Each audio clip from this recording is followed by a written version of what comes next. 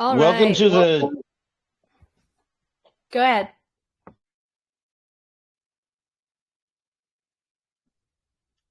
Okay. Go ahead. Yeah. Welcome to the zombie apocalypse. Okay. Last episode we were talking about obfuscation and worldview poisoning. And a member of the podcast group had some type of a worldview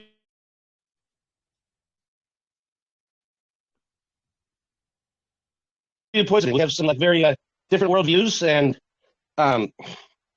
yeah, I explain part of my worldview. I'd like to explain my worldview a lot more accurately, and talk about how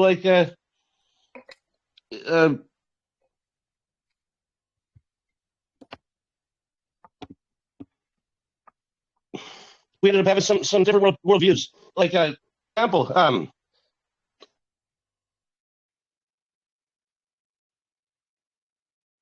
the worldview poisoning is the it is the idea that the way the world works, the things around us is we have an idea of one way things are, but the truth is something totally different. So we were talking about how all of our institutions, we think they're for different purposes than they're actually for. We think the government is looking out for us. We think the medical industry is trying to make us healthy. We think the news is trying to give us the truth. All of these things aren't true, and how could they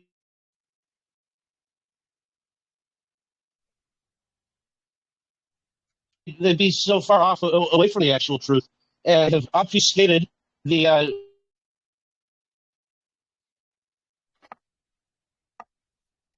the truth about ancient history. And history is something that it's very hard to determine what happened in the past, where. That's why they do things in the remote past. So you can't have someone take a video of what's actually happening now. Evidence to prove that they're lying. They just say once upon a time this happened, and then therefore they build on a foundation of lies. So even things that are happening presently.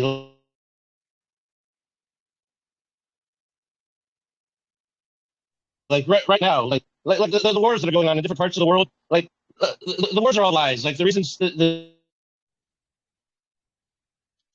yeah, of course, people are actually fighting are lies, but the people are actually fighting. It's true, people are fighting and dying, but the whole basis for the wars aren't even true. The amount of people that are fighting and dying isn't even true. You see it on the news. It's hard to determine what's actually true. But hey, if Jeff, you do enough research, do you know anyone who's benefited personally from getting a bomb dropped on them? So yeah, the reasons are bullshit. No, of course, the damage and the horrors are real, but obviously the reasons are bullshit because I can't think of anything that would really necessitate me getting blown the fuck up. So there's a reason I was talking about the past and the present. Even the present is not very clear, but the past is something that's less clear because you can't even do your research and check on it right now. What if I told you that it was actually the basis of the simulacra? All we can check on is the past evidence. Thinking of the past and fear of the future is how the social engineers coerce us into semi-voluntary, quasi-voluntary action. Because they'll say, remember what these people did back in the day? Well, they're going to do it again, so we're going to preemptively strike like that fucking bullshit George W. Bush did, See, he made people basically they brainwash people to preemptively attack Iraq because of something that happened with his fucking daddy, in the 90s. Ridiculous. Just a scam, but a violent, murderous scam, an unforgivable scam. Yeah, so to have the worldview on the present,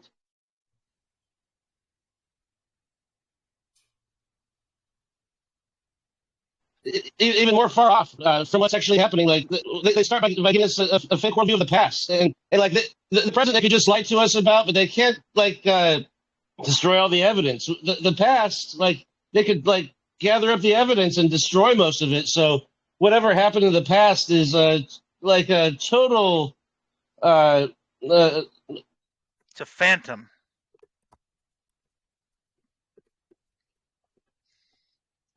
mystery. For example, like happened because the theory exists because there's a lot of things that we can't seem to explain. Like in the United States, there's all kinds of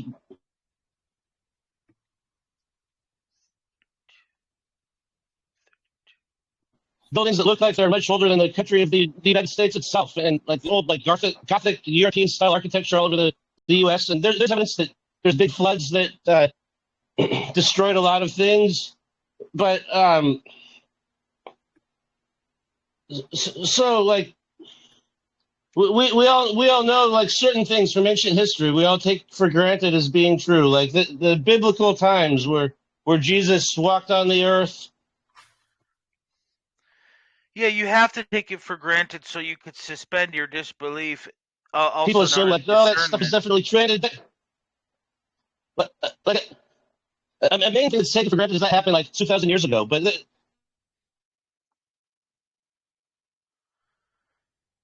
yeah, Kevin so much evidence for the past has been destroyed. That's even debatable. Some people are 1,000 years ago.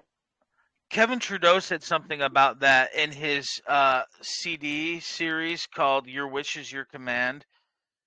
Which is on the Ark, and he said basically the reason why all these New Agers and other, religionists like the Celestine Prophecy and all these metaphysical books, they'll give you some basic metaphysical truths, like The Secret, like a lot of these New Age writers. Some of them are legit, but like Mark said, a lot of them are a psyop and just a new religion to divert people from what's really going on, like stand-down operations.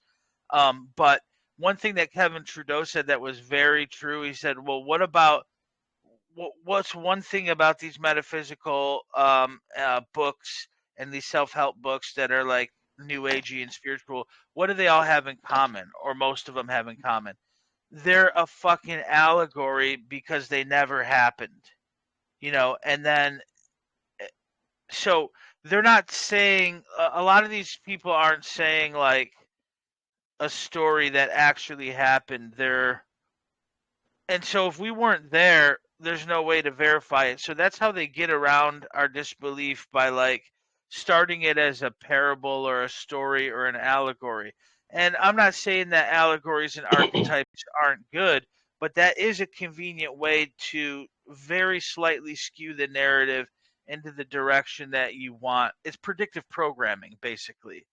Like if you just desensitize people to the fact that the Arabs are always the bad guys by putting them in the movies, then we're going to look at them as bad guys, and then when they want to have a war for real, they're going to be like, oh, they're just like the Crimson Jihad and the other bad guys I saw in the movie. See what I mean? It's the same reason why, casting certain demographics in Hollywood as bad guys or shysters or whatever. These are used as a polarization dialectic, and also to preempt, to get people to accept the narrative preemptively because they've been able to inculcate biases.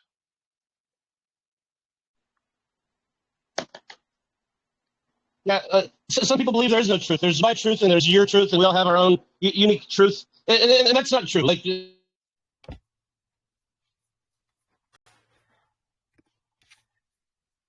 truth is objective. Truth actually happened. It is real, but like given that truth is real doesn't mean that like all truth can be known with the evidence available. Sometimes there isn't evidence available to know exactly what happened. So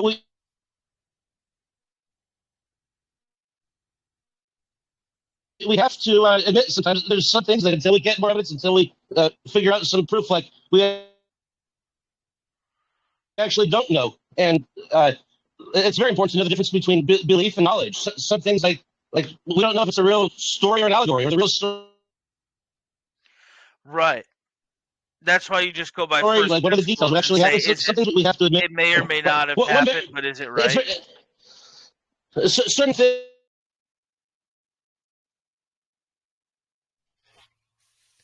Things are very important truths that are universal. It's very important to recognize that these truths are definitely true, no matter like like what evidence we don't know is. Like for example, a main thing that they want us to forget, like this is the main point of like why they want us to get everything else wrong, is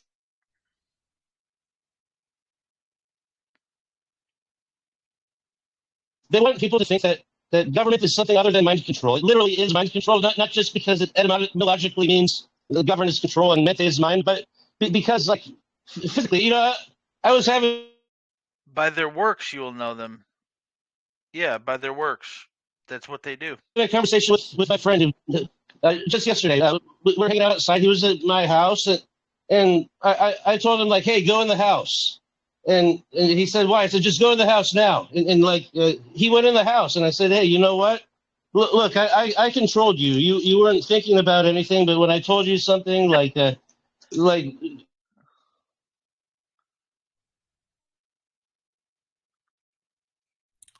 you know that it's my house, and like you listened to my suggestion, you went in there, and he came back in, and then I opened the door and pushed him inside. I said, "Look, I controlled you again. I put like you were trying to go in the house. I pushed you and made you go in the house." And I said, "Look, I physically controlled you. I controlled your body." But with the government, they get you to believe. Yeah.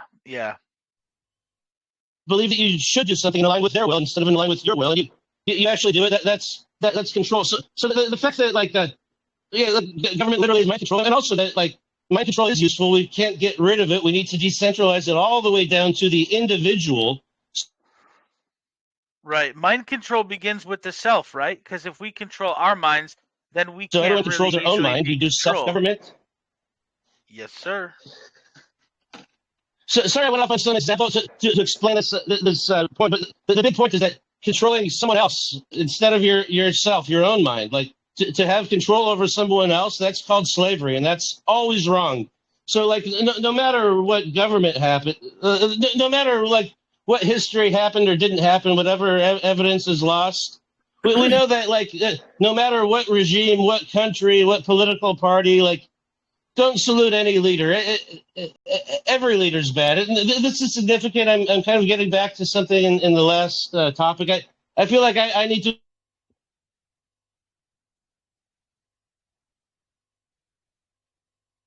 explain why would I associate with someone who like salutes Hitler and denies the Holocaust and everything. Like, Yeah. for I one, mean, like, dude, denying the let's Holocaust, I'm not just going say to hate somebody for not knowing that hypothetically. something happened if I know it happened. And honestly, Yeah. If it did happen or it didn't happen, government is slavery, so both of them suck balls, the Nazis and the communists.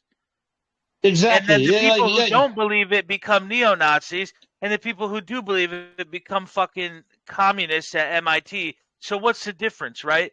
They're both two shitbirds from the same tree of evil.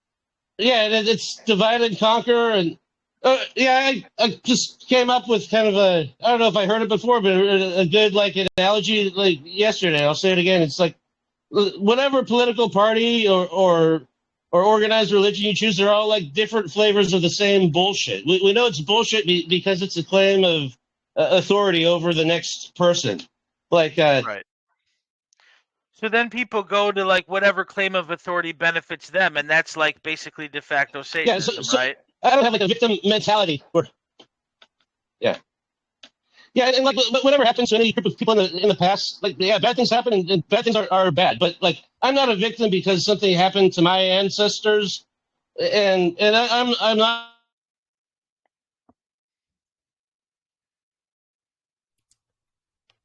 too guilty because my ancestors did something to someone else. The same thing goes for every single person. Like we all have ancestors who've done great things and who've done horrible things, but we shouldn't be ashamed or proud of any of those things. We should be ashamed or proud of the things that we actually. Right. Yeah. And people exploit that, do you know? ourselves, People and exploit we that choose in to do so. Israel. They'll I'm say, going to look explain at what why these people did to you. And then they exploit that just to control people on behalf of government. And then in Yemen or in Iraq, they'll be like, look what the Jews did to us. And it's like, bro, that's the whole point. That's the whole psyop, is to get people to identify as something they're not. I'm a person, and my family was born in a culture, but I'm not a culture. I'm not a history. I'm a person with free will, and that's all of them. Not just Israel, not just Palestine, not just the Vatican, not just the Chinese Communist Party. They're all bastards. Right.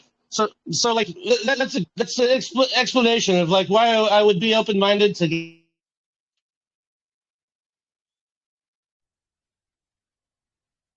get to know this guy better. I want to have more conversations with him. Make him understand like what I think, try to understand, and we should both share with us the knowledge that we actually do, and so that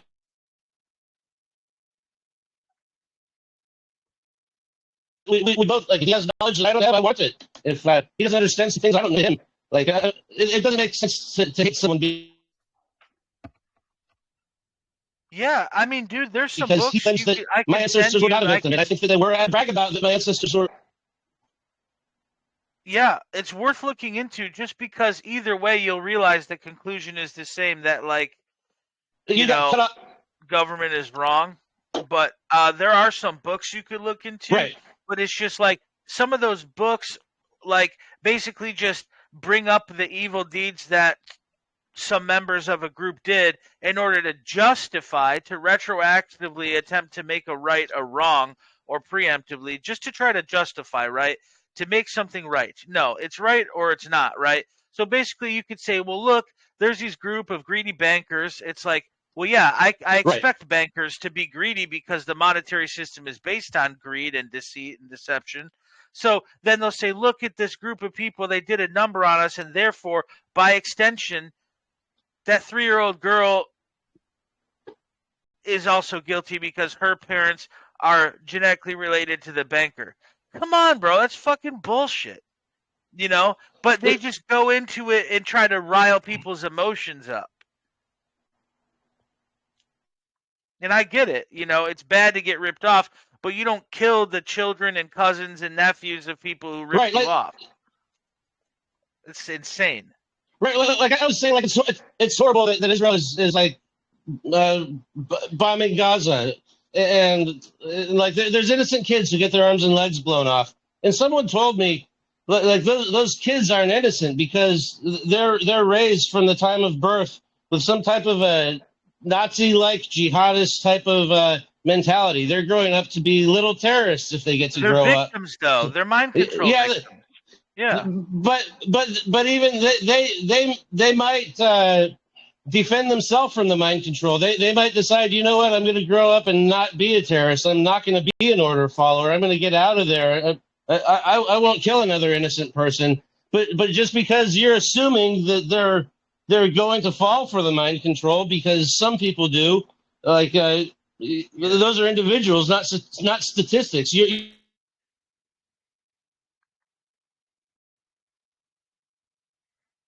You're just assuming that because they are where they are, like they're definitely going to grow up and be some grown up adult who should like be using their own conscience to decide what's right and wrong, is pushing a button and following orders and blowing them up. And then these people, like in this country where the war's not even happening, they're supporting it. They're saying like we should like pay our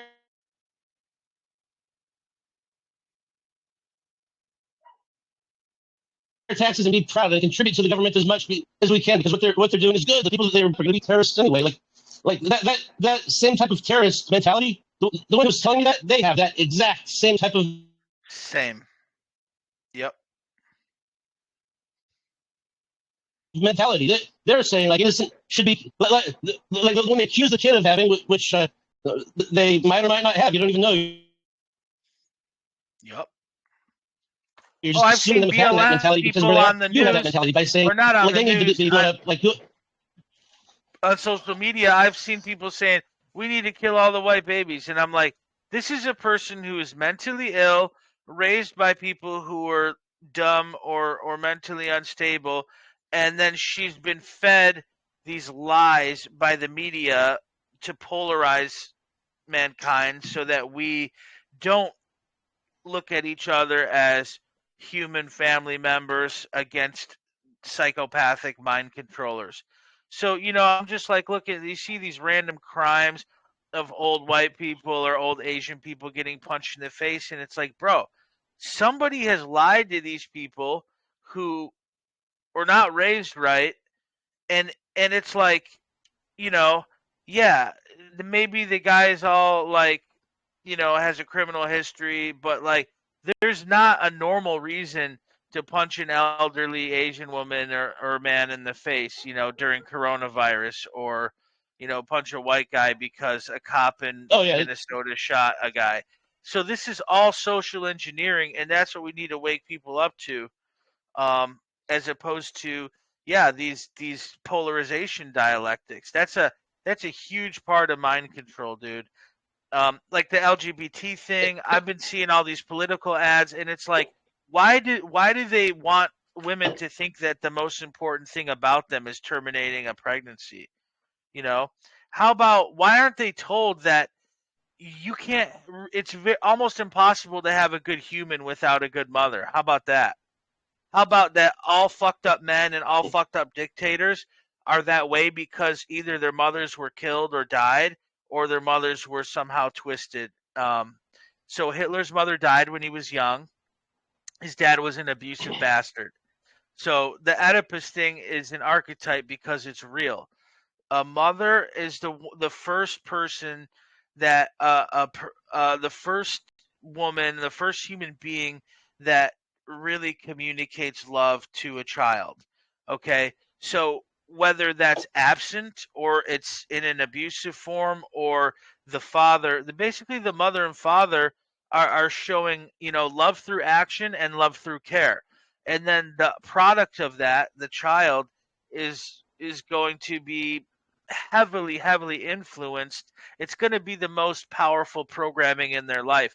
And if it's a good upbringing, then that's going to empower them. And if it's a bad upbringing, it's going to hurt them. And it's always possible to overcome, but these are things in the formative years that could take a lifetime to correct, if they're messed up. And what's happening is they're telling liberal leaning women that the best thing you can do is kill a baby if you want to, and it's your choice. And then the men on the right, and then the people on the right are saying, like, I don't know what they're exactly saying, but they believe that their never do it, even if you're going to die. Like, even if their religions are true, and that's why they're right, but it's not.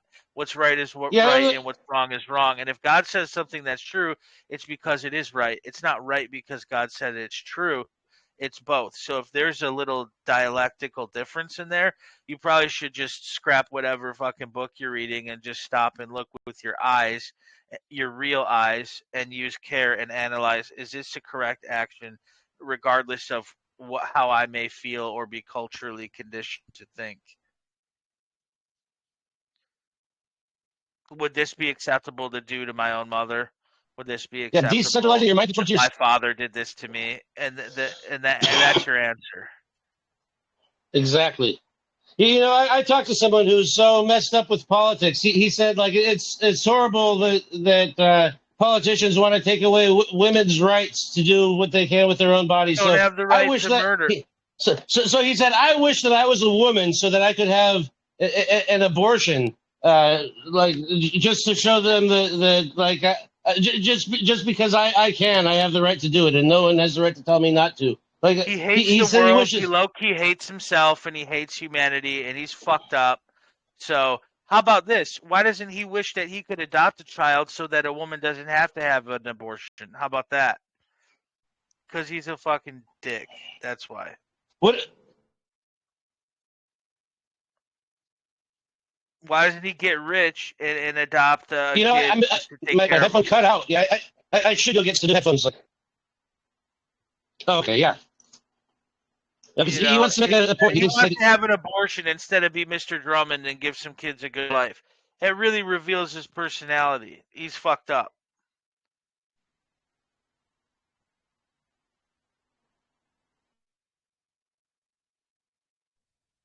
Yeah, I'm trying. Like, you know what I was saying about, like, people justifying collateral damage, like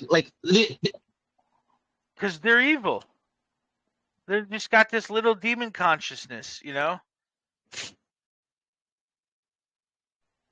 like the actual justification was, though, that they have this Nazi mentality, and they cheer when American kids get blown up. Like you're saying they do that. They don't actually do that. They're individuals, but like, you actually are doing that. You actually are, like, promoting other kids, somewhere else getting blown up, and like. Right.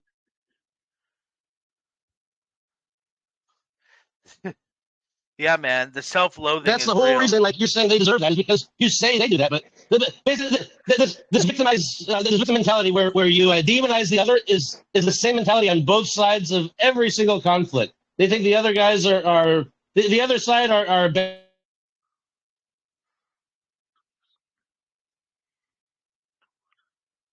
guys. And not just the army order followers who are like trying to kill the people who are enslaved by them and forced to pay taxes. Like the whole other side is all bad guys, even though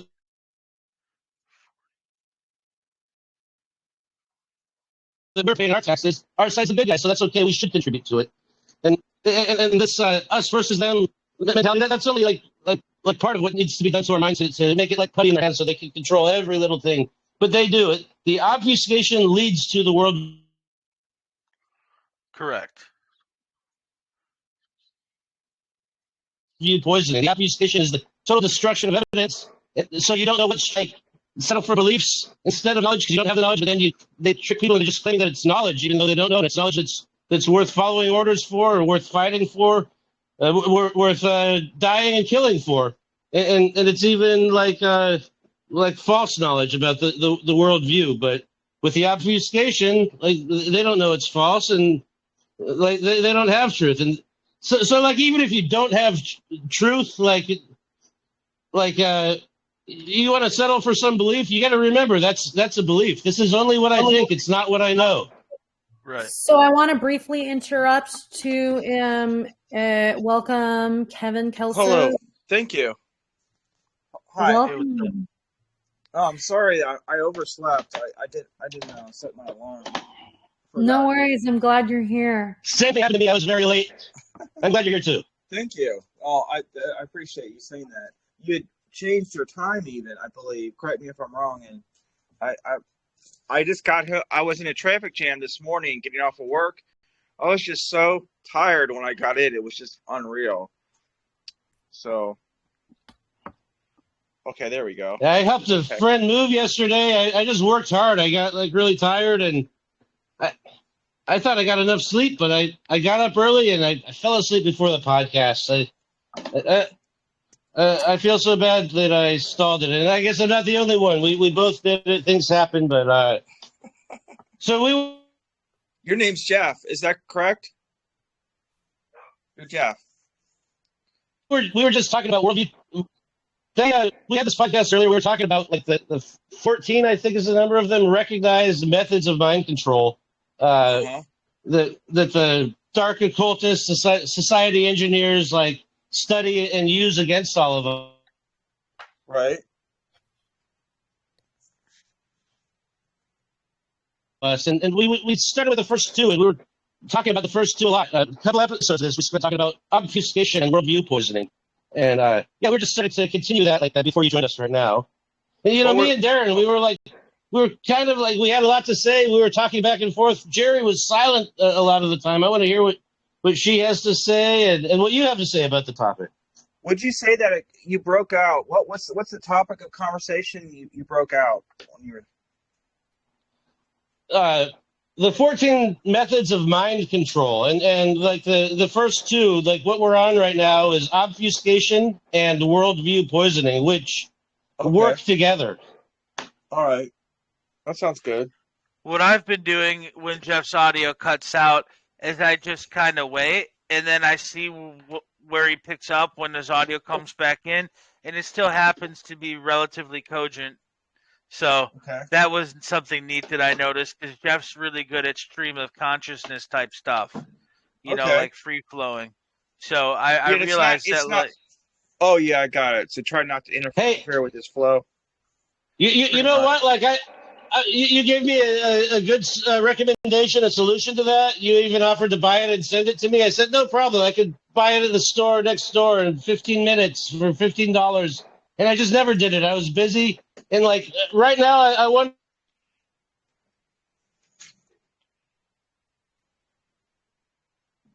if it's worth doing. I don't want to cause more problems. If I leave and go to the store and come back, we still have guests, and it will be a lot more clear. Maybe I should go to the store, get some like plug-in headphones, and come right back. I Great can hear you idea. okay now. And I then can it'll hear be you pretty good good. for like every other podcast we do in the future. So it's up to you. But yeah, I It's would think so. it's not too bad. I'm Yes. just getting used to it. No, Maybe for next I time. don't want to do it. Sorry for all the interruptions up to this point, and this is going to be one big grand finale of interruptions. I'm going to leave. I'm going to run to the store, come right back. Should be here in like 10 minutes with better audio. Nice. Okay, Well, see you how guys about soon. this? I think it got some strength to it, more so than I realized. Yeah, that's sometimes, and then other times it cuts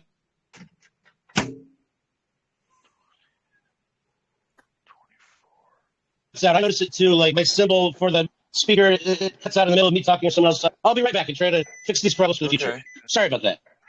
36. See you soon. Okay. Bye. 40. I think I might put my headphones on as well. Something he's talking. Well, what he's going to get is a little different. 52. So. All right. So maybe we can take this time to get to know a little bit more about you, Kevin, and like how you found natural law and everything. Work. That's fine. I think it was studying George Maxwell and Michael Desarian. Actually, for sure, George Maxwell, because I get the impression that George Maxwell was very close to the natural law. Well, he was. There's a whole section on George Maxwell on the Ark when it's on parts that are online, parts of the Ark that are online, and so much of it, a lot of it, a significant percent of it is in my impression, is George Maxwell, like maybe 15% of it, or pushing 20%. That was my impression, and so no wonder that it came up with natural law.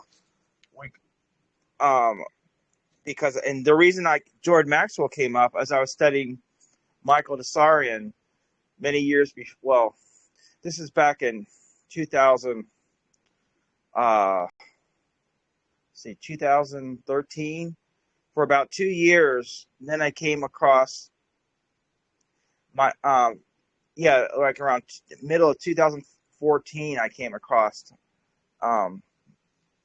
natural law, which, because it's so rare, let's face it, it would be Mark Passio, because he's a whistleblower. Let's put it, Yeah. It's like Passio became, since he's well organized, way ahead of his time. Well, not his time, but again, the time of. I've never heard of natural law other than him, but it was so shocking to me at first because some of the implications of it, from even calling the police. I mean, all kinds of stuff. He won't call the police. It was something else. I mean, it's, and their food and everything. And right, like 4 years before discovering Mark Passio, I was literally knocking on doors trying to get people to vote for Obama. And so to me, it was just like, there's got to be some. I mean, you just fell upon this. That was the way I looked at it, and there's got to be other people similar to Mark Passio. Why don't you shop around? I hate to say it. That's the only thing. I'm in the flow of consciousness. Yeah. You know what I mean? It's like I didn't even know much of the so-called truther community back in 2015, and I was just still amazed by it. And I thought, I knew that Passio was not a cult, by the way, but I had gotten out of a cult, the same cult, and this was part of the reason I was interested in George Maxwell. He'd been a Jehovah's Witness like I was, and I got to talk to George Maxwell on the phone. Wow. I didn't really talk to him about that. We talked for about a half hour, but But that was part of where I was so intrigued by him too. I might have found that out years later, though. I probably didn't know that at the time when I talked to him on the phone. Because a lot of things we learn, we think we already know it, and it came much later. You know what I mean? The actual progression of things. But yeah, I think of in terms of the movie The Matrix, how I think it's Neo, the one of the main characters in the movie. I identify with him when he first discovers the Matrix and he thinks it's so horrible and he wants to turn away and say, no, that can't be what it is. And so, so I thought I would check out other parts of the truther community, and not remember when I first got into a cult, I thought if you just checked other things out further, but by getting in the cult, I did. This is not a cult. I'm just saying, I'm talking about my own life experiences. Yeah. How at the time I'm thinking when you get into something, you ought to check around, because you've already had some experiences where you got in something that involved a lot of huge different type of altering way of doing things. And but I think getting in the cult, it's a cult. Jehovah's Witnesses is a sect sociologically, but a cult when it comes to pop culture, and pop culture is on purpose very vapid and rootless for mind control. But I'm just saying that in the popular culture, high control groups that punish any deviation is often seen as a cult. And I do still think Jehovah's Witnesses is a cult, because the system we're in is a cult. It's a cult of death, and Right. They're a part of it. They were part of the book. I have it right here. It was recommended by George Maxwell. They're also millenarians, right? They always have these predictions going on about the end of the world because that's how they control people, through fear. Absolutely. Yeah. So I'm on a roll here. I just I didn't think I'd, but I know about all interesting that. is. I used to read the Jehovah's Witness stuff when I was locked up, or when they dumped that crap at my workplace or whatever, And I'm just like, bro, I understand your sincerity and I understand you believe it, but here's one thing. It's just not true. So Right. it doesn't matter how much you love bomb me and how much you invite me to dinners or how many priesthood blessings you give me. It's lame, because you're missing the one thing, the actual Christ consciousness. They go, well, the word was a God. And I'm like, okay, well, let's just say the word is a God, like in their translation.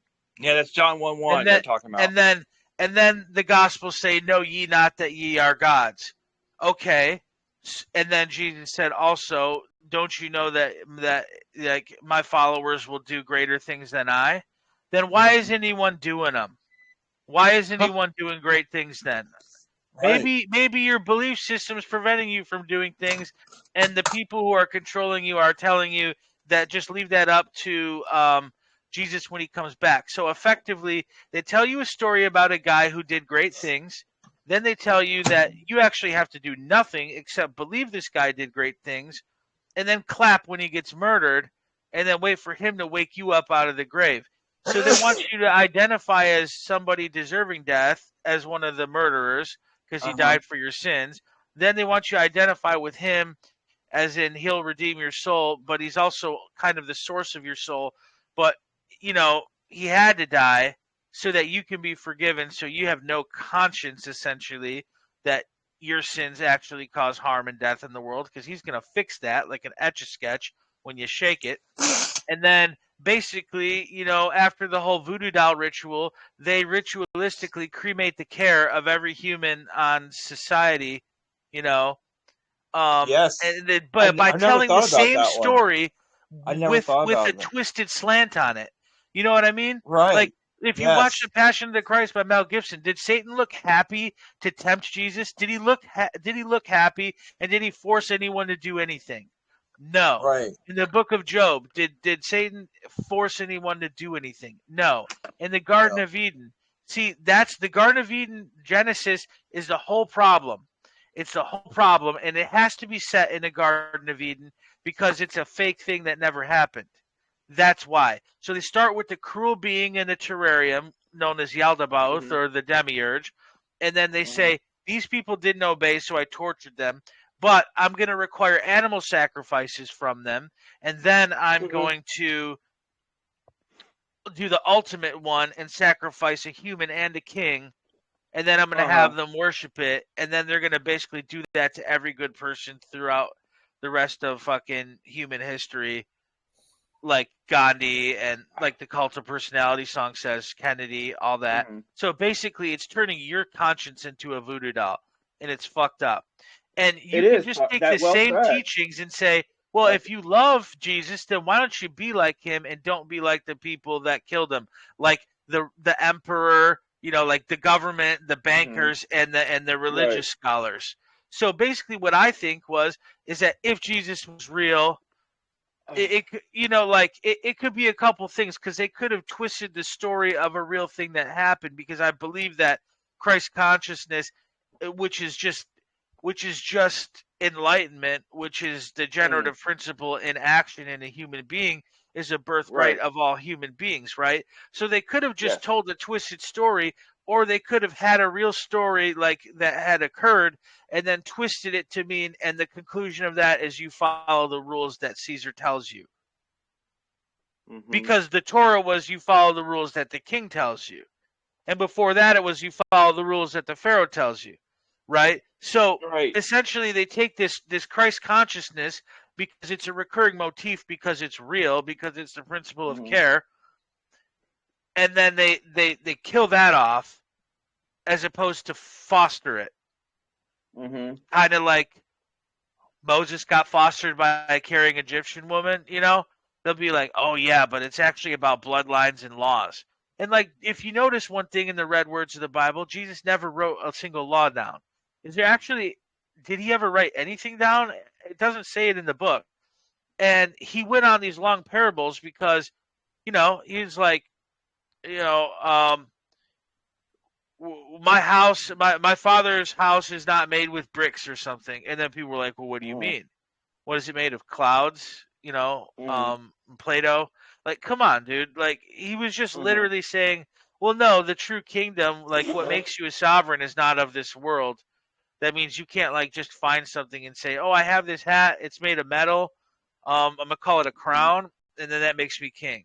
No, if you act like a sovereign, that makes you a king. Well, what's a sovereign? It means someone who knows right and wrong. And they're like, well, if you were to sum it up into two commandments, what would that be? And he's like, love your neighbor as thyself, and love God, you know, because kind of that just means you care, and then you'll do the right thing. And then everyone's like, all right, so here's the deal. On Fridays, we're not going to eat meat, and we're, you know, you have to spill the beans at confession. It's just a control system, bro. So they know natural law because they know of the power of the spiritual teachings. And the reason why more people aren't talking about natural law explicitly is because they know that the jig is up if most of humanity, or even half, start practicing natural law. Because if you saw somebody do something, if you saw some dude hold the dice a certain way, and every time he rolls the dice, maybe 2 out of 3 times he wins, you're going to ask him, are those dice weighted? Are they loaded? Or are they fake? And if he says no, you try it and you hold it like this and you throw them and see what happens. Then what? Everyone's going to want to learn to throw the dice like that, and the game is over. So Darren, what's it? What was your name? Darren. Yeah. So you're saying that organizations such as the Jehovah's Witness, they already know the gig is up? You think they really actually know that much, that their it may not even be consciously. It could be their ego trying to figure out something that they didn't understand before, so they write something that makes more sense to them, You know what I mean? Because it's not always them. Because if you think about it, like, Christ consciousness is not an individual, it's more of a concept, right? So when somebody is going through something egoically, they could have the best intentions and still not really get it. So they write it in a way that makes sense to them, but the underlying egoic consciousness ends up having the effect of an antichrist because it's not in complete alignment with natural law. You know, it's like if you build a structure and then it's just like 1 degree off, it might not be a big deal if it's a shed, but if it's an apartment building, it could collapse and kill people. You know, so when that thing is done at scale, a lot of people believe in it, and then it's used for control. Harm gets done. Right. What's up, Jeff? How'd it go? How does it sound? It sounds better to me. Yeah. I'm sorry, I gotta let my dogs in.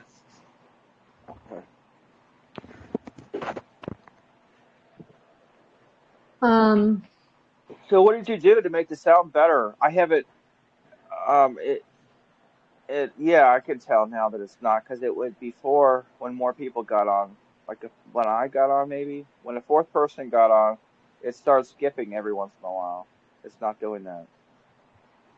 What did you do? Yeah, it took too long to solve that problem. Now that I finally followed through, it just took a few minutes. I should have done that a long time ago.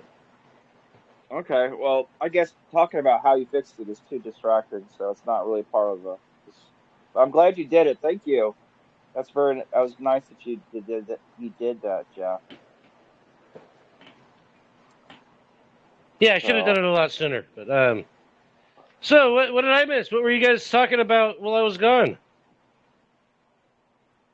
Well, Darren was talking about how religion. That way, what I was getting out of it was how religions such as Jehovah's Witness find natural law threatening because they then can't control it, you know.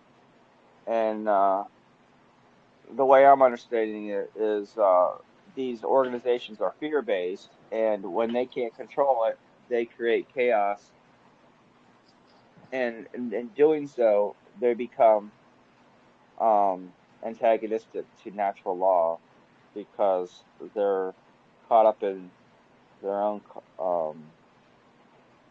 their a darkened version of the ego. The ego actually is a good thing, but they're not. Their ego isn't. Their collective body politic ego isn't transparent to transcendency. So they that's my take on it. Yeah, the ego is a sense of self. It's a part of everyone's psyche, and some people they recognize that egotism is bad, and they think like, oh, you should abandon the ego. No, the ego itself isn't bad, but the ego itself is bad. I contradicted myself, but no, I was using the words differently. Itself, I mean, the ego all alone without the conscience is bad. You need the conscience to help you make your decisions. If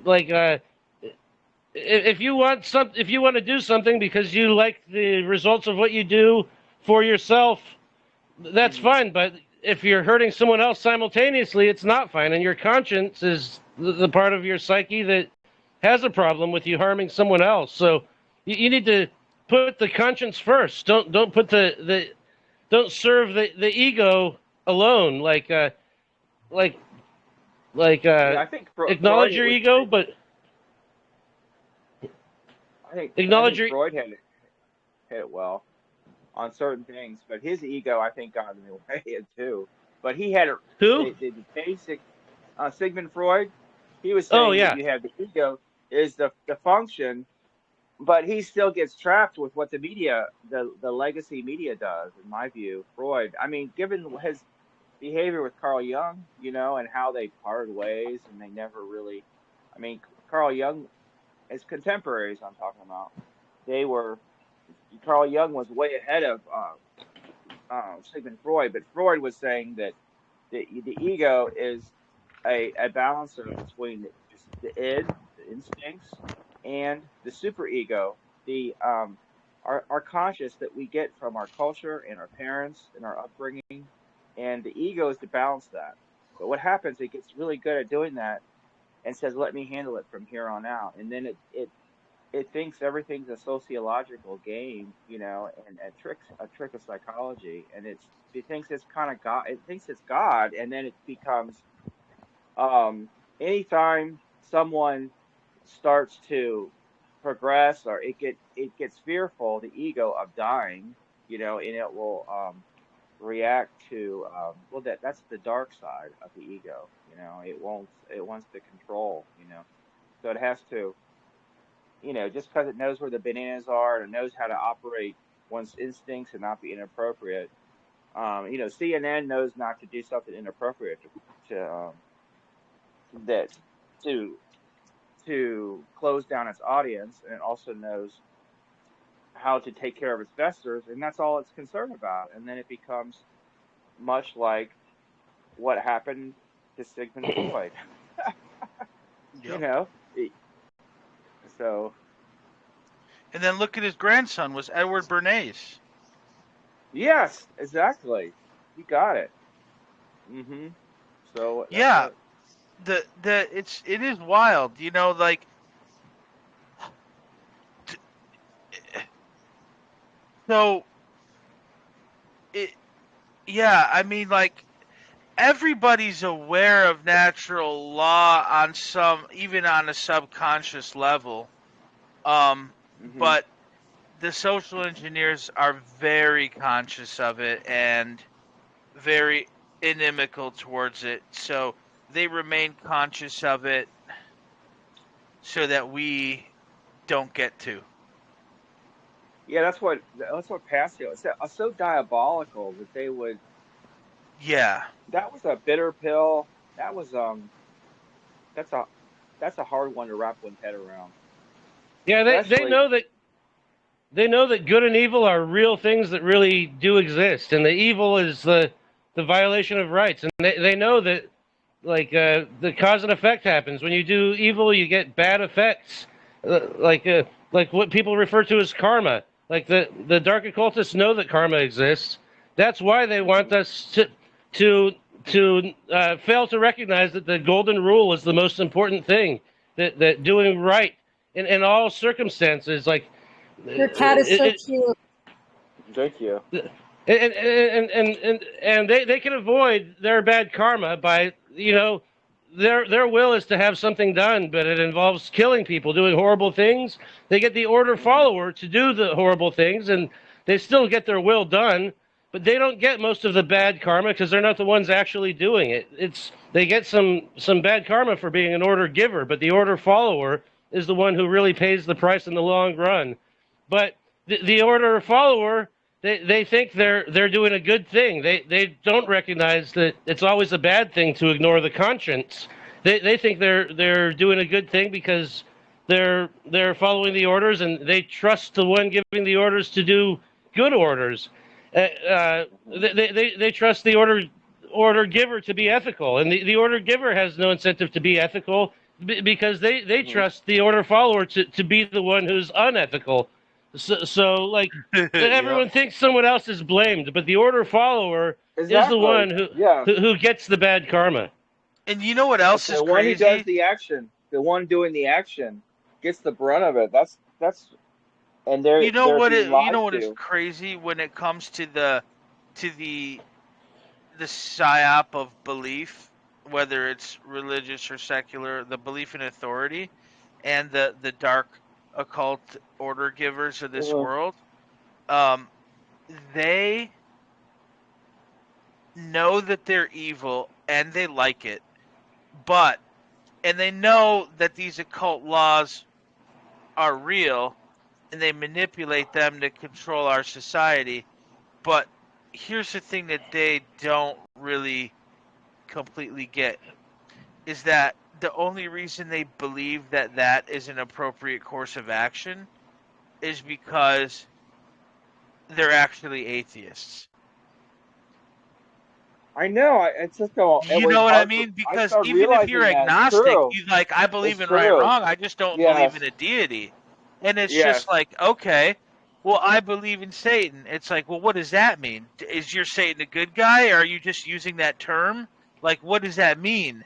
So the reason these guys only half believe in it is they only believe in the effect of their so-called magic, but they don't really believe in a universal accountability. So that's why they're all screwed up. So they don't believe in necessarily that they're going to be held accountable for it, and that allows them to operate without a conscience in this world, because why would they be upset if they're not afraid of dying? Because they don't believe they have a soul to be judged. They don't. So they don't that's why only, it's delayed. They do suffer in hell, but I don't have proof of that. But I'm saying all the deficit, if I cut, let's say I take an apple and I cut a slice out of it, and I weigh the apple with the slice missing, it's going to be empty, right? So they're creating a void in creation, in the world, by the misdeeds that they have done. It will come back to them, but it's impossible to predict when. Therefore, they don't believe it happens. So they're empowered and emboldened by the apparent lack of consequences. But, there's everything has an equal and opposite reaction. So maybe it'll hit them like a Hiroshima when they end up in hell, and they're like, I didn't even believe in this place, and then someone's going to be like, well, guess what? It doesn't matter what you believe. This is reality. Welcome to it. Right. I'd like to clarify something about agnosticism to really emphasize like how bad atheism truly is. Like agnosticism is agnostics don't necessarily believe there's a higher power. They don't believe that there's not a higher power either. They acknowledge that they don't know if there's a higher power or not. The atheists, they believe specifically that there is no higher power and there cannot be. And that's what leads. And they know that because they know everything, right, Jeff? Basically, yeah.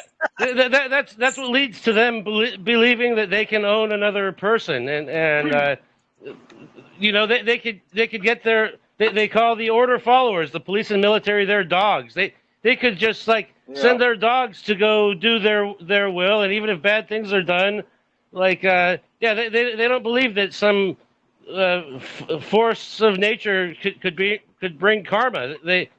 That's more powerful than them, and they believe that it doesn't exist. They close their mind off to the possibility that anything higher than them could exist, because a higher power, like the real higher power that does exist, is a good reason not to do wrong. Like the effects of wrongdoing themselves are the real reason not to do wrong. But the higher power, the forces of nature, God, the natural law actually does exist, and it proves that the order giving and order following is the wrong thing to do. But you have to not believe in it. You have to pretend it doesn't exist to justify order giving and order following to yourself, and do this whole system of authority, or even to justify all wrongdoing in the first place. But if you analyze wrongdoing, the system of giving and following orders is always wrongdoing, because it always involves claiming ownership over another being, which is what you're doing when you claim authority over another being. Right. Hey, I have to go right now to pick up my kid, but you guys can keep recording, and I'll see you next time. Okay. Bye. I'll see you, Geraldine. I'll take care. You didn't get to say. Well, maybe Thank you. She probably was talking earlier before I got here. Well, we're her guests, and a lot of times she wants to just hear what we got to say, And and so that's the thing is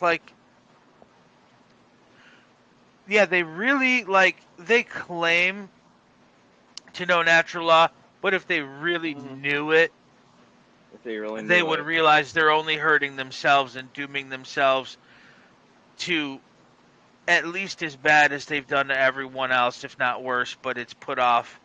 You know what I'm saying? Like maybe in the next life they'll live for 10,000 years, but maybe that'll just be 10,000 years of reliving the pain that they caused everyone else. Do you have a robe from your ashram? What are you wearing, Darren? Is that a ceremonial robe? Yeah. Like from your... Did you get it from the ashram? Well, I ordered it, but yeah, I got it. Mailed to me from. What is an ashram? What is that? It's just like you could call it kind of a monastery or what do you call it? Hermitage.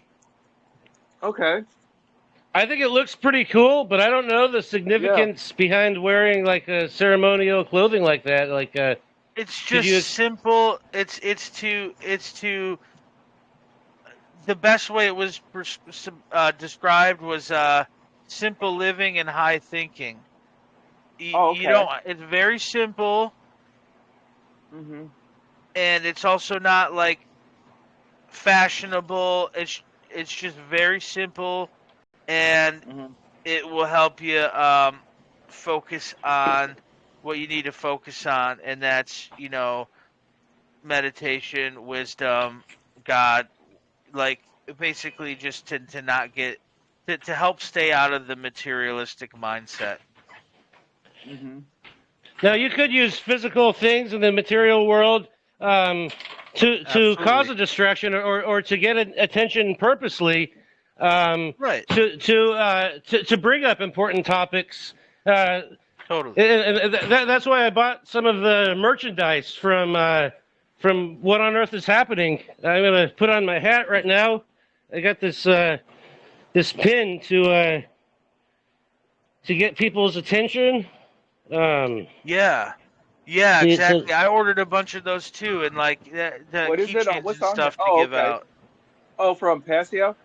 Yep. Government is slavery. Kevin, do you have a show? Do you make content already? No, I don't, and that's why I joined the How to Become the True Media with Mark Passio. Okay, when I saw you, it was almost like a deja vu thing because I'm like, oh, this guy's got to make content. I think I've heard this before. So I think you'll be a good content creator. Oh, thank you. So is this your first podcast that's going to be on the internet? Yes. Oh, congratulations.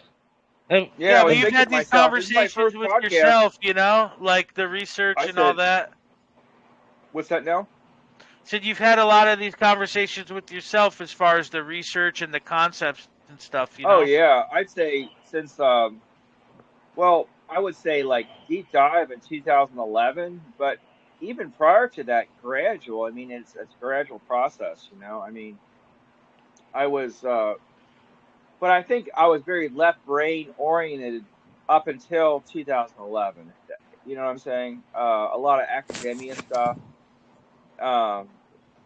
around like 1987 to 1994, and thereafter, it still was a lot of academic stuff, and then working as a professional mental health worker for about 10 years afterwards. Oh, you were? I didn't know that. Yeah, that was the academia in the mental health system is interesting. It's another. I mean, people get, I think, mentally ill when they don't know this kind of stuff. And the people treating them don't know, and the people treating them might be mentally ill and unaware that they're actually mentally ill, and they don't know how to tell these people, oh, you just woke up to reality and you realize everything you've been living is a lie. That is actually correct, my friend, because then they don't make insurance money, which insurance is called betting on yourself to lose, That's what I would do if I was at the casino, right? I'd buy insurance when I know I'm going to fuck up. It's so important to know about objective morality. Important to know what true right and wrong is so that you yourself could stop doing wrong actions, stop contributing to wrong actions. Like, there's wrong actions that most people contribute to without even knowing it. But if you you recognize it, you can find another way, and you can stop. But it's good that you're actually like getting on a podcast and helping share what you've learned with other people, because like besides like living it yourself, everybody in the world really needs to know this information. Like let's do a thought experiment. What if sovereignty was a relationship between all people because everybody knew what it was and wanted to live by it, where we respect and protect each other's rights, where we govern ourselves with internal monarchy, and we practice external anarchy with a non-aggression and self-defense principle, and we don't allow ourselves to violate rights. What? Say that again. Internal monarchy means you are the only ruler of yourself, and you need to rule yourself, because that's internal. That's where the mind is, and actions all start in the mind. So if you're doing the internal monarchy, you're not listening to any order giver. If you're the one ruler of the self, and you're controlling your own actions, and your actions, you're using that internal monarchy to ensure that you practice external anarchy, where externally you do not violate someone's rights. You do not violate the non-aggression principle to someone else, and you practice the self-defense principle, so someone doesn't aggress upon you. And not only yourself, you protect other people's rights. If everybody in the world knew that and practiced that, like some of us are trying to practice that, but alone we're not stopping all the war. But not just one country. Like if everyone in the country rejected government, all the other armies would conquer us. But hey, if everybody in the whole world actually understood sovereignty, understood objective morality, what right and wrong is, and they stopped doing wrongdoing, like you're not going to pay taxes and contribute to government if you can avoid it. Also, you're not going to take a job as an order follower. Like all of the bad stuff in the world would actually go away. But certain people want the bad stuff to persist, because when it persists, they get to rule, and that's why they do not want us to know that we're sovereign de jure and practice it, so we become sovereign de facto.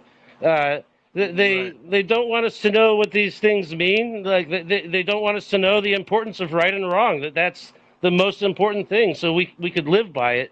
So it's important to learn it for yourself and practice it, but it's not going to change the world until everybody in the world, everybody can and needs to learn this, or else It's going to be like a concentration camp, prison planet. Yeah. Mm-hmm. I think that's the name of a David Icke book, right? Prison Planet?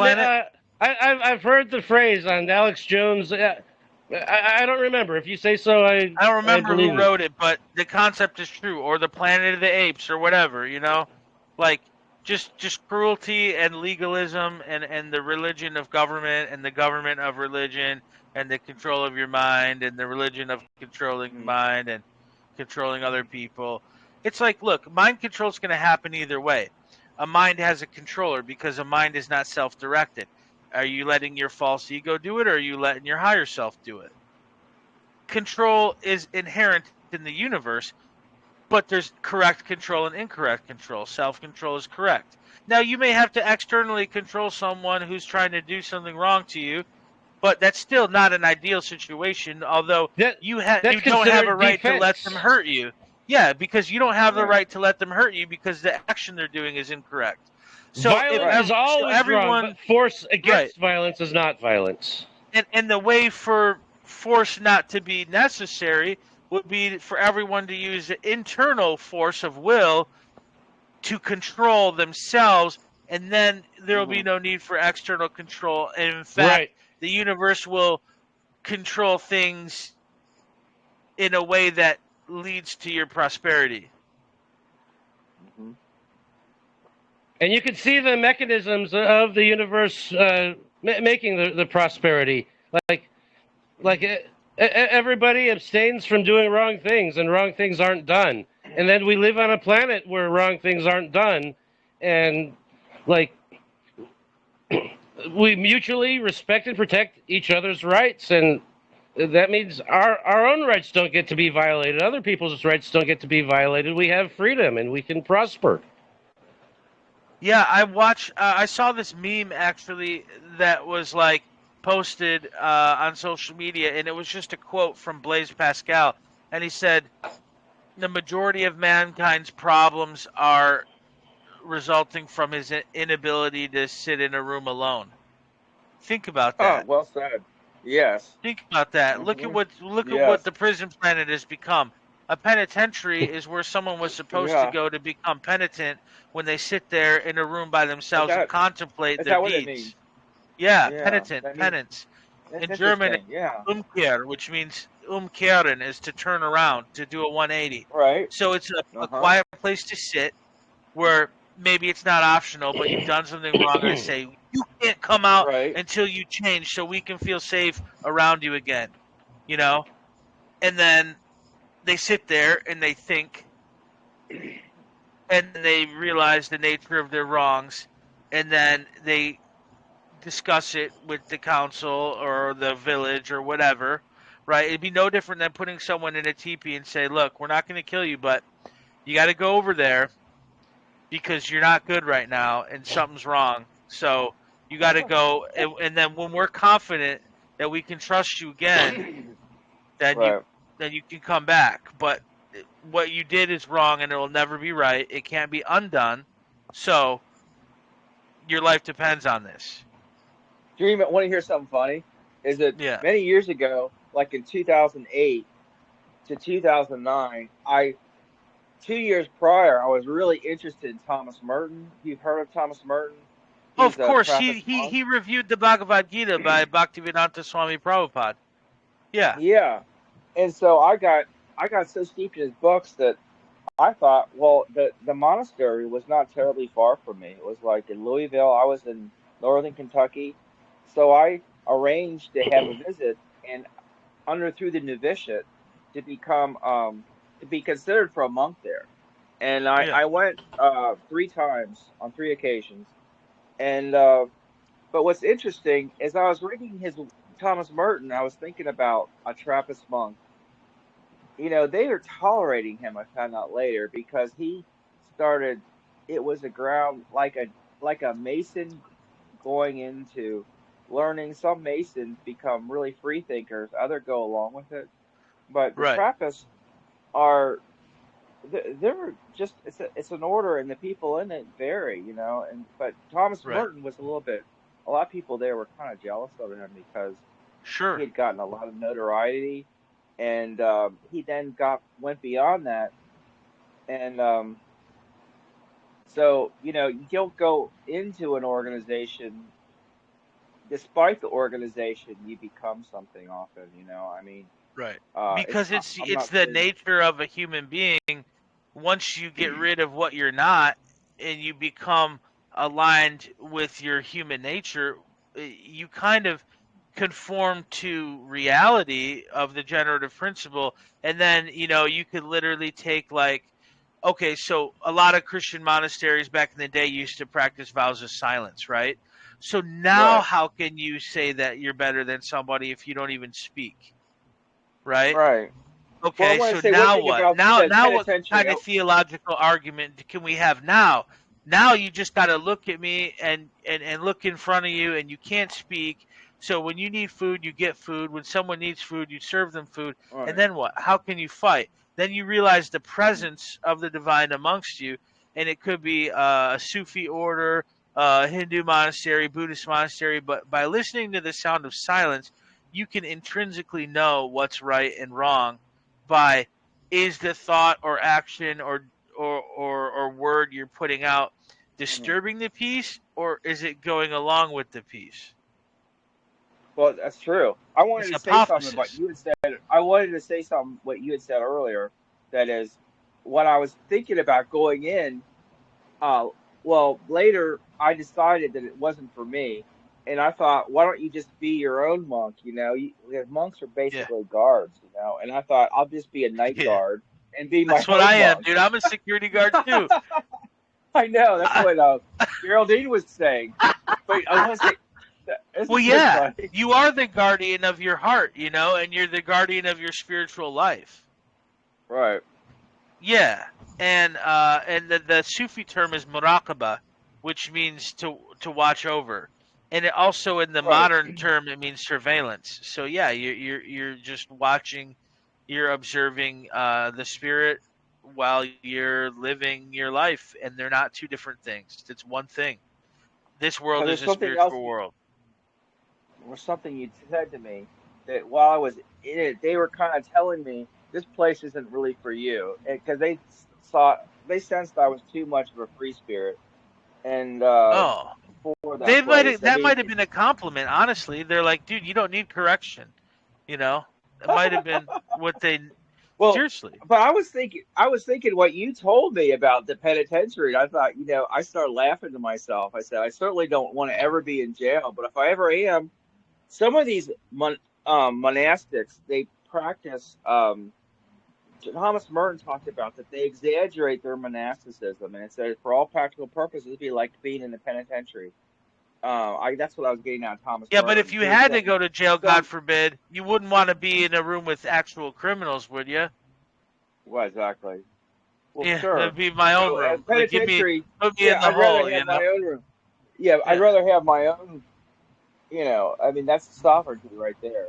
My thoughts aren't going to torment me. You don't want to have silence imposed. You want to have it so it comes from within.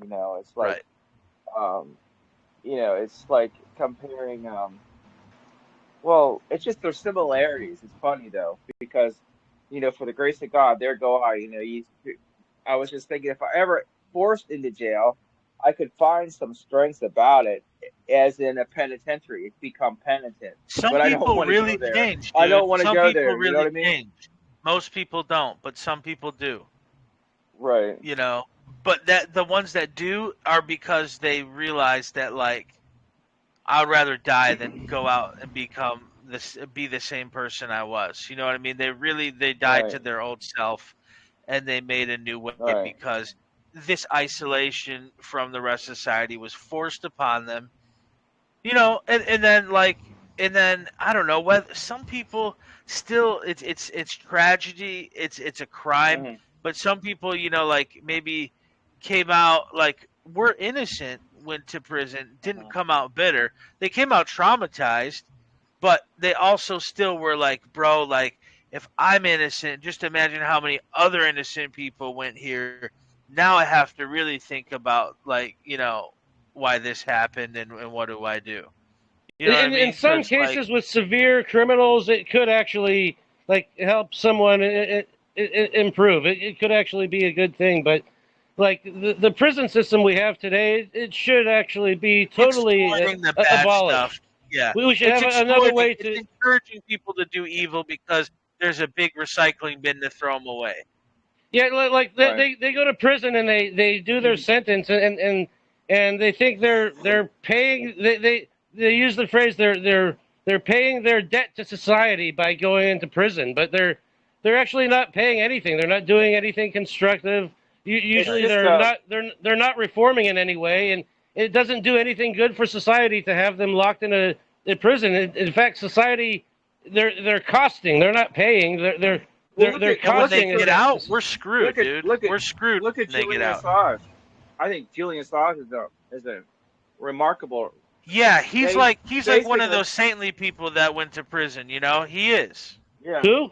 Well, I mean, but Julian Assange. But often prisons, what they want. But Julian Assange, they were using the prison just for what a prison is. To break it. They say, hey, yeah, they want to. It's mostly the other journalists. They say, hey, you want to be a journalist? See what happens to journalists that really don't follow their script on the forecast and just don't follow orders.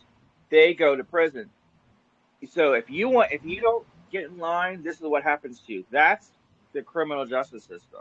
It's not about reforming the person, but what's even more insidious, as Jordan Maxwell talks about, they will arrest people and then let them go in the community to create order out of chaos.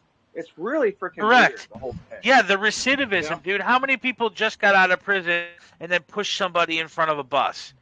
It happens all the time. Horrible. And I'm like, wow, so what about every time I'm a victim of a crime, I get to sue the state for letting them out for $1 million flat rate every time. Right. Why can't we sue them into bankruptcy and annihilation by just the things that they allowed to happen if they have so-called dominion? Why can't we hit them with a bill that's exactly equal to their budget every single year and say, I know you want to operate, but you still haven't paid your debt to society, motherfucker. Because in order to sue them, you have to use the court, which is a mechanism of the government, and they designed the court system to be biased to protect the government. That's why it doesn't work. Yeah, well, I mean, It's like what if we casino. just Going to court is almost like a combination of casino and having. Except the casino relies on numbers and not a person who's corrupt. Mm-hmm. You know what I mean? Because technically, we the people, could draft a law and force our legislators to propose the bill to eradicate taxes. There is nothing like they want to talk about the Second Amendment. Well, how come we can't just amend something about levying taxes or whatever? How come we can't do that? How come no one suggested that? Oh, because they know that. Or how about this? What if we just made everybody's salary a fixed rate of $50,000 US a year who's in Congress? Mm-hmm. How many? And then also made a law that said you're not allowed to own assets. You're not allowed to play the stock market. You have to be poor. Like, you literally have to be like you're in a monastery and your job is a public servant and you wear sweatpants and you eat what the fuck we tell you because you're our public servant. How many people would take that job? How long did you have to stay in the Correct me if I'm wrong. Did you say that you were in the penitentiary? You did. That was the whole point. Oh, I've been to like a local jail before, but okay. And monasteries and stuff, but the thing is like, yeah, these public servants don't want to serve. So let's just make what if we just said, we'll change the law. You wear a burlap tunic and some shitty sandals and you sit there like a sack of potatoes and you discuss what the people told you after you read their letters and emails. And then you do exactly what we want you to do. And then if you don't, you're going to be suspended without pay. And then you're going to have to beg us for food stamps and we may let you starve. Because you're a piece of shit because you didn't serve the people that you claim to serve. Nobody would become a congressman after that. But what's the point? If they're not going to be serving us, then why are they there? Imagine how much money we'd save by just paying people what they deserve. Basically nothing. They don't want to serve us. They serve ourselves. So they serve themselves. So if we create an environment where they cannot serve themselves, where they could only actually serve the people, like, then we would get what we want, which is to have them go away. And that's what would happen because they don't want to serve the people. And you know what? We don't deserve to have people serving us. We need to be more independent and take care of ourselves. We could cooperate and work together. Would they volunteer to give up all their possessions and all their money and do it for free? Are they a servant? Are they really a servant? No, they're fake. Yeah, but they don't want that in the first place. They want to be rulers. So if we make it a position where they actually can't be rulers, like the insider trading, like a lot of them are getting so much money by like buying and selling stocks, but they know what's going to happen with the stocks because they know they plan to change legislation, which is going to affect which stocks go up and down. Like Nancy Pelosi, like makes so much money by like.